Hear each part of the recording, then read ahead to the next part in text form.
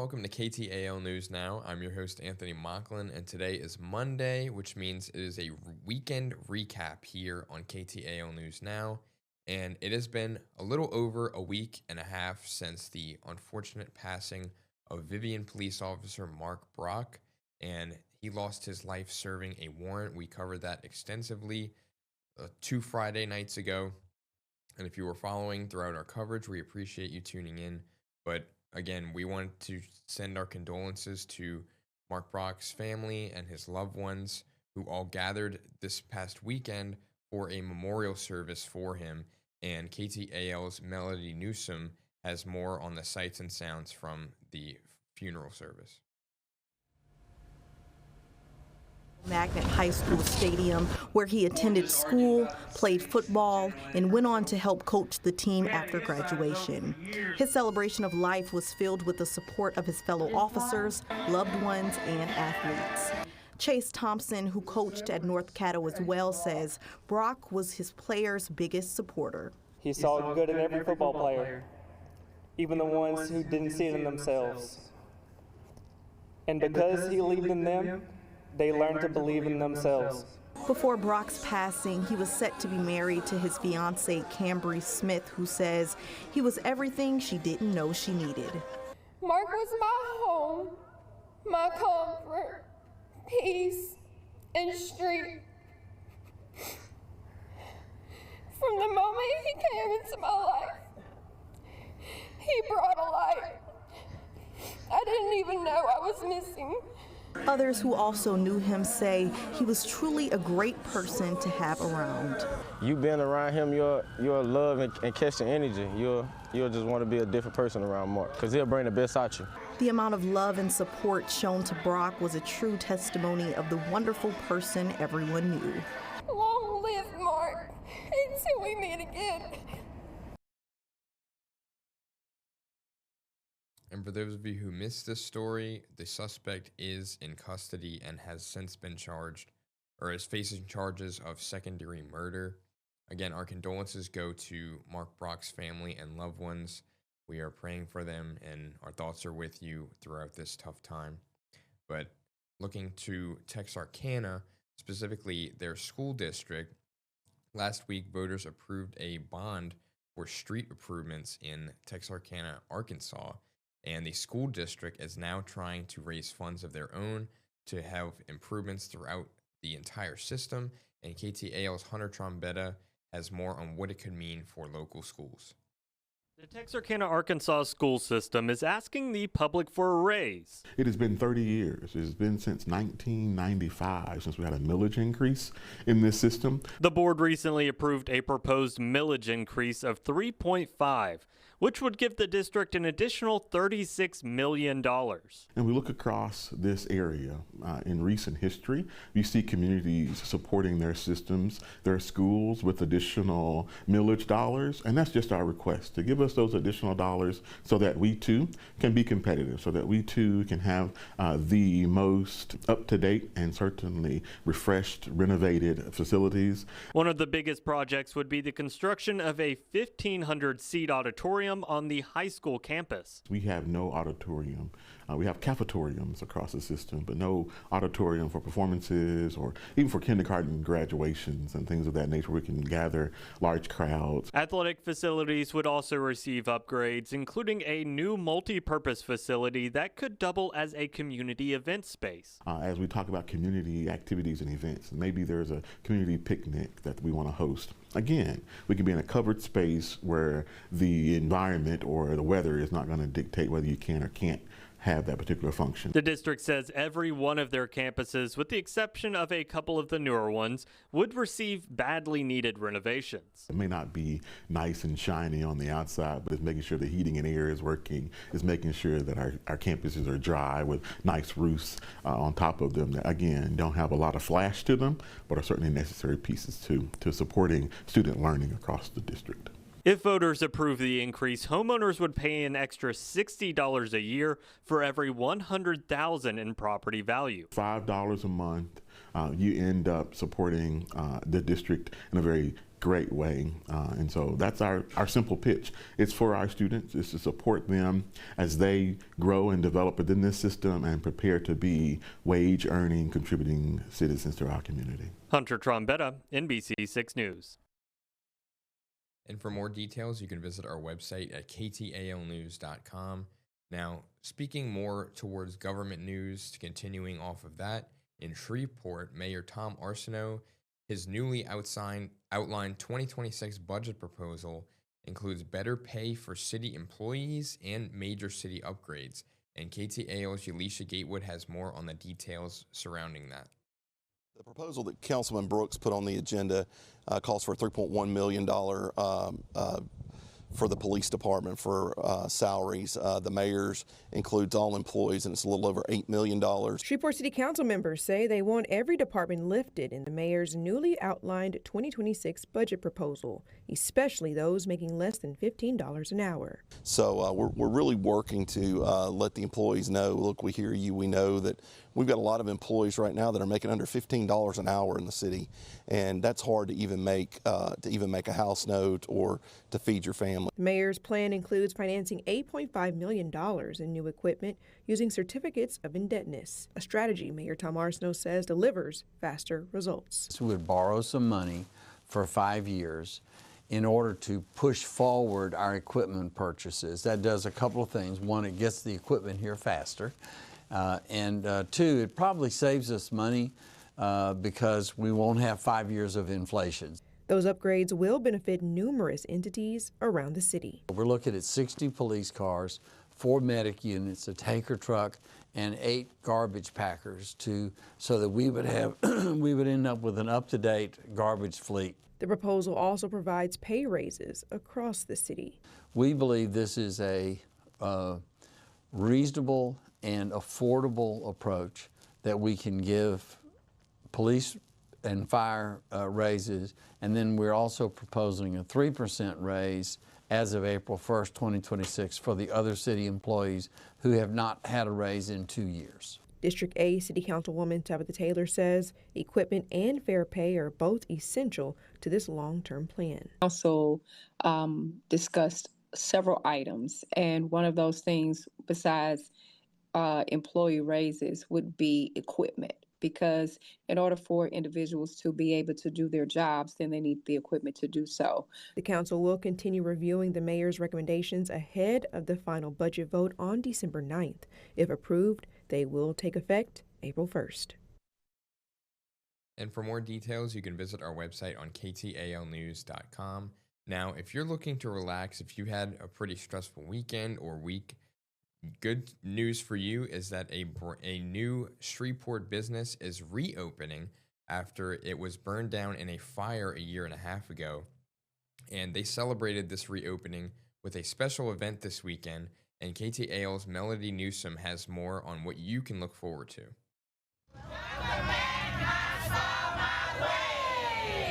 My Spa My Way hosts its grand reopening at their location on East Kings Highway in Shreveport after a devastating fire ultimately closed this location back in 2024.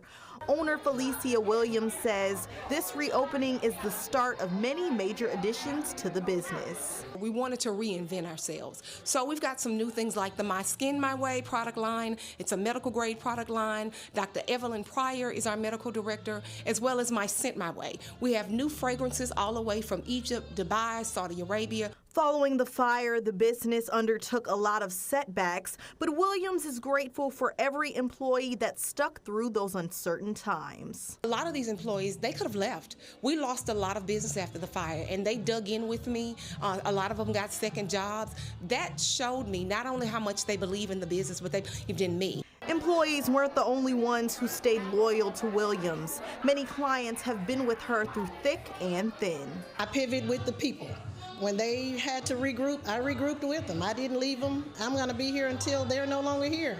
She says My Spa My Way has served the community for over 18 years and will continue to set the standard for luxury self-care in Northwest Louisiana. We need you. Allow us the opportunity to take care of you, to grow with you, and to make your community better. Melody Newsom, NBC6 News. And you can find more information about the reopening on our website at ktalnews.com. The location is now on 700 East Kings Highway, and they are now open Monday through Saturday from 9 a.m. to 6 p.m. Now, if you're somebody who wants to help support the community, specifically the young women in our community, look no further than making a small donation to a local organization that helps young girls across the area. And I'm, of course, talking about the Shreveport nonprofit group Girls Empowered for More Society, or GEMS for short. And they are hosting a pajama donation drive. And this will be held, they had one this morning, and there will also be another one tomorrow, Tuesday, November 25th, from 11 a.m. to 1 p.m. And this support helps the group's Pajama Power Leadership Program. And the group itself hosts all kinds of different events and programs such as this one across the entire year. And they do this so that girls around the area can learn leadership and life skills. And if you want to participate in this year's event, donations for pajamas can be dropped off at the Highland Center, which is located at 520 Olive Street in Shreveport, or you can do so online with a financial donation. It's a great cause. It's definitely worth your time. You can follow the website on that flyer right there, or visit our website, ktalnews.com, to learn more on how you can participate and donate to help support a great cause. Now, speaking of women, specifically remarkable women, if you have an important woman in your life that you would want to recognize, look no further than our Remarkable Women contest. This is our annual contest that honors local heroes and amazing, amazing women across the region. These include local advocates, community leaders, and like I said, everyday heroes that you in your life that you think are worthy of recognition. They are recognized for their service and commitment in these communities, and we highlight them by sharing their stories throughout Women's History Month in March. And I believe we select 5 nominees for this, so get your nominations in, and hopefully one of them will be selected. If you have a woman in your life that you want to prop up and highlight and show to the world how amazing she is, this is definitely the opportunity for you.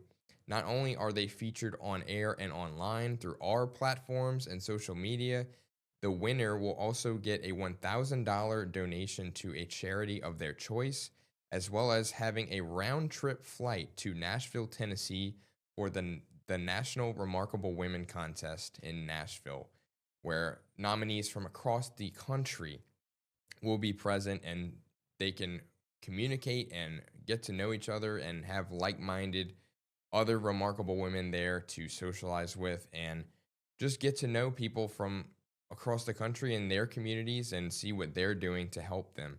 So like I said, you can scan the QR code on that flyer next to me, or you can visit our website at ktalnews.com to learn more about how you can nominate a remarkable woman in your life. But you got to get them in quick. We're less than a month out before the deadline for applications close. The deadline is December 19th. So be sure to get your nominations in before then.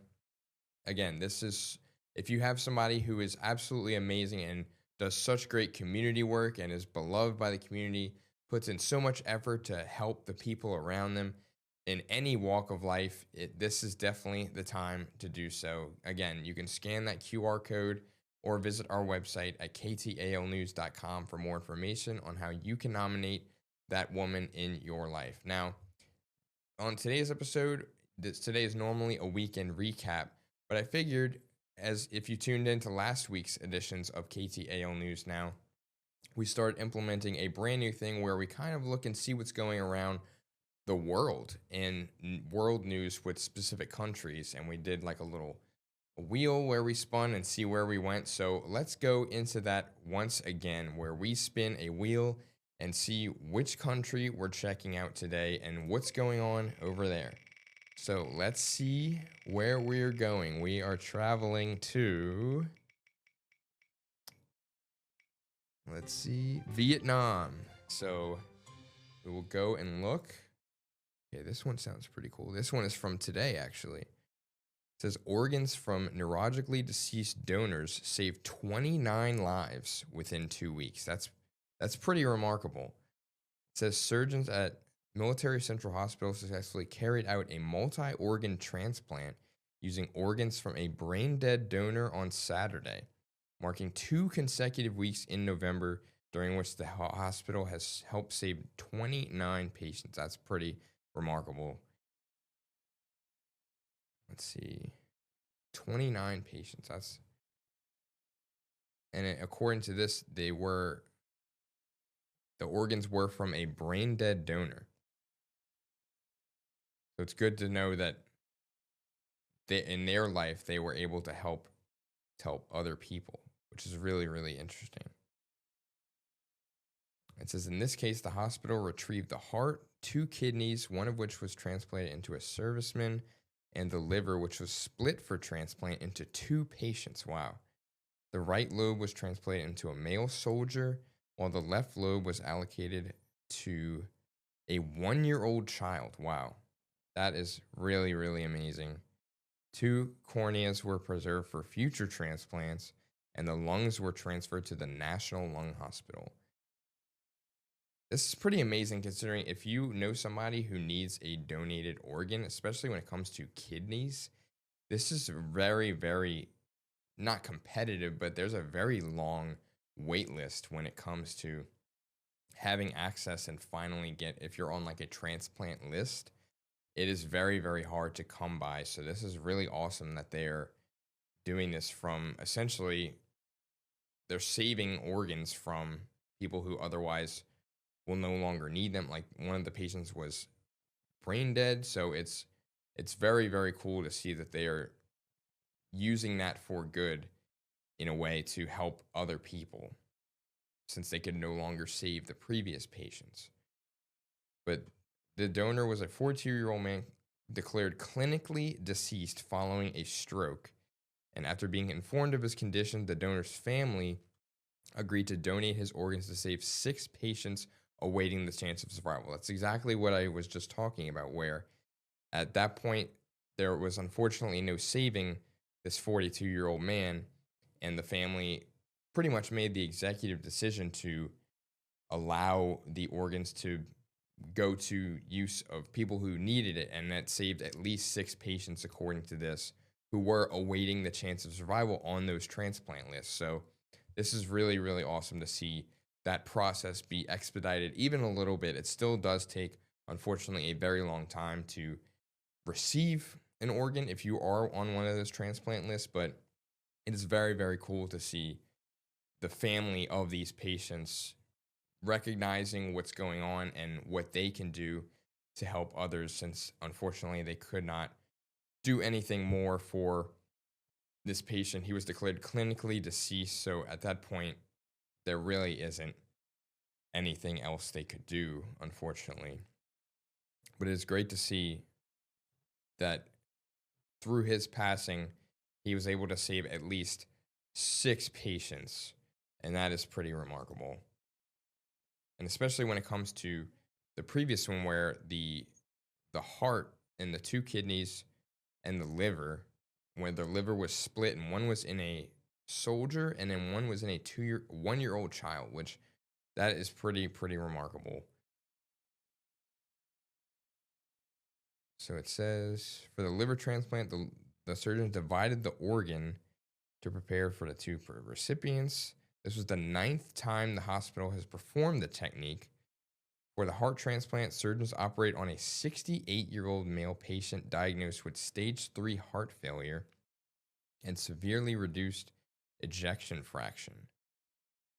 On the same day, the first heartbeat appeared on the monitor. After surgery, the liver transplant patient was alert and extubated in the operating room. The heart transplant patient was stabilized, and both kidney transplant recipients were in stable condition with clear urine and a good output. All patients continue to receive close monitoring and intensive care. So that's really, really awesome to see that they are healthy and able to function with these brand new organs. Because if you know anything about organ donation and pretty much putting a foreign object or body into your body is genetically trained to fight off something like that. If you're getting a transplanted organ or anything of that nature, scientifically and genealogically, you are predisposed. Your body treats it as an attacker and an invader. So they do not want anything to do with that. So they try their best to fight it off. That's mainly what white blood cells do when they fight off diseases and infections. So it's a very, very intensive process. This is not an easy process by any means when it comes to organ transplantation. It can be very, very dangerous. So the fact that they were able to do this, no problems at all, hopefully everybody came out happy and healthy, is very, very remarkable. So, but with that being said, let's go to our next country. We'll go ahead and remove Vietnam from the pool. And let's see where we are going to next. And the next country is Ethiopia. Ooh, a volcano has erupted in Ethiopia for the first time in nearly 12,000 years. Wow, I can't even fathom that amount of time, honestly. The Haile Gubbi volcano, located in Ethiopia's Afar region, which is about 500 miles northeast of Addis Ababa, near the Eritrean border, erupted on Sunday for several hours. And the volcano is about 1,500 yards in altitude. It sits within the Rift Valley, and it's a zone of intense geological activity where two tectonic plates meet. So you can see in the picture here, the clouds from the volcano were very, very high in the air.